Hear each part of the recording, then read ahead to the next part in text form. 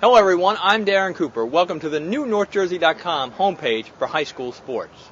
We know how much you like high school sports, and the Record and Herald News, along with our sister papers, will present the most complete coverage you can find online. There will be a video player on our homepage where we will have highlights from the biggest games around North Jersey. And when the games begin, you can access our daily scoreboard with live scores and final scores from around the area. Thanks to our association with highschoolsports.net, you can see your school's homepage complete with schedules, results, and statistics. And on the Bleachers page, you can upload your own pictures from games. Don't forget about our Varsity Aces blog kept by members of the local sports staff for all of the behind-the-scenes news and information on North Jersey sports. The Varsity Aces also now have a Twitter page where you can find breaking news and insights. Joining me now is record local sports columnist Art Stapleton. Art, how are you today? I'm doing well, Darren. Thanks. Summer's over. We're ready for some football. Oh boy, North Jersey sports totally changed from last year. Yeah, I think instead of covering games on the weekend, I think we're just going to play Where's Waldo, but where's the school? Obviously, Art, when you look ahead to the fall sports season, and we talk about the realignment, but the one team everybody's kind of focused in on, as usual, the Ironmen of Don Bosco, they open up with 2 nationally televised games. What's your thinking about the Ironmen this year? Well, what's funny is that you mentioned realignment. I think there would be a lot of people who would say Don Bosco is the reason for all this realignment. It's the non-public powerhouse. What Don Bosco has done, not just on the football field, but everywhere in its entire athletic department, has kind of changed the landscape. There will be a lot of people looking at their trip to Alabama. I will be at both games. It's going to be fun. It's going to be very interesting. It's going to set the tone for an entire season.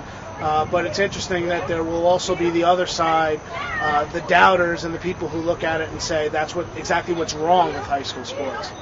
On the flip side, North Jersey's proud, I guess you can say, to have one of the best public school programs in the state in Wayne Hills. They've won 52 games in a row. It's the streak that keeps on going. Wayne Hills realignment affects them greatly. They are no longer in the NBIL. They are now playing teams that they are unfamiliar with, although some teams they're very familiar with. Week 3, crosstown, Wayne Valley. I think we'll all be booked for that trip across town for Hills and Valley in the regular season. Then they go home, welcome West Milford. I'll be at that game. Should they win that game, they tie for the second longest winning streak in New Jersey history. And some team by the name of St. Joe's, Tony Karsich and the boys from Montvale come down to Hills on October 2nd for a huge game, probably the biggest between 2 North Jersey teams this year. And when you look ahead to the upcoming football season, are there surprise teams out there lurking in the grass who we're not talking about right now, but we may be come late November, December? You know, it's funny. You have the usual suspects. You have Wayne Hills and Don Bosco. You have St. Joe's. You have Bergen Catholic. You have Pascack Valley, a team that has been so close under Craig Nielsen. I mean, they were a quarter away from upsetting Wayne Hills in the playoffs and probably going on to win the North 1 Group 3 title. A couple sleepers, Old Tapan. They've got a lot of guys coming back from last year. They took a step backwards last year, I think 2 steps forward this year under Brian Dunn. Can't forget about Patterson Catholic. I think Lodi is a team to watch.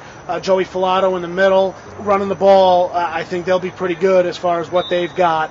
Sure, when you start talking about some of the top players in North Jersey on the football field this fall, who comes to mind? It could be the year of the wide receiver. I think you're talking about Shaquem Phillips of DePaul, Tanner McAvoy of Bergen Catholic, Najee Salam of Passaic.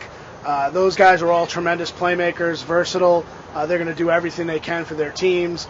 Best quarterback in North Jersey is Mike Quinn from Wayne Hills. Tremendous year last year as a junior.